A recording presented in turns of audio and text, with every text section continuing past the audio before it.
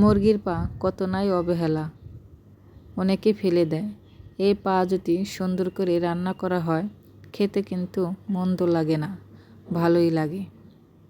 আমাদের বাসার অনেকেরই প্রিয় এই মুরগির পা। দেখতে যতটা লোভনীয়, খেতে ততটাই মজা হয়েছে। আসসালামু আলাইকুম, সবাই কেমন আছেন? আশা করি নিশ্চয়ই ভালো আছেন। আমিও আলহামদুলিল্লাহ ভালো আছি।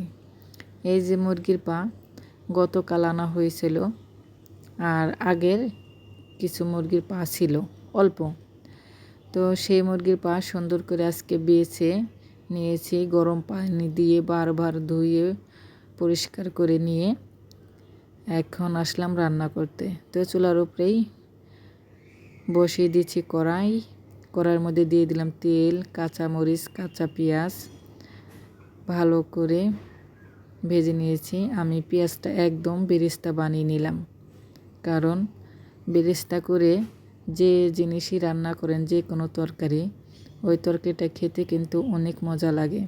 আমি যে কোনো তরকারি রান্না করলে পেঁয়াজটা আমি বেরেস্তা বানিয়ে নিই। তো এখন অল্প একটু পানি দিয়ে দিয়েছি, দিয়ে দিলাম হলুদের গুঁড়ো। আমি কিন্তু আদা রসুন বাটাও দিয়ে দিয়েছি। দিয়ে দিলাম মরিচের গুঁড়ো। মরিচের গুঁড়োটা একটু বেশি দিলাম, মুরগির পা তো কলিজা, একটু ঝাল ঝাল হলে খেতে কিন্তু ভালো লাগবে। দিয়ে দিলাম পানি, স্বাদ মতন লবণ, জিরা গুঁড়ো,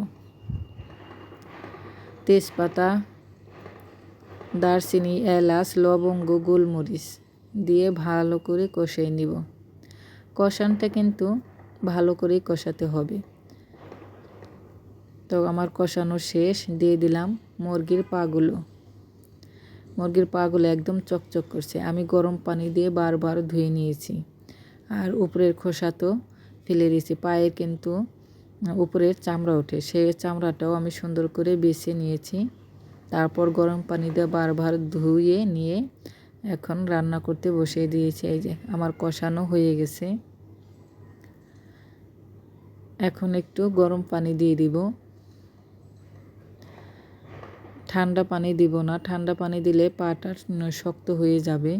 আমি একটু গরম পানি দিয়ে দিব। গরম পানি দিলে কি হয়, সেদ্ধটা তাড়াতাড়ি হয়ে যাবে, তরকারিটাও তাড়াতাড়ি হয়ে যাবে।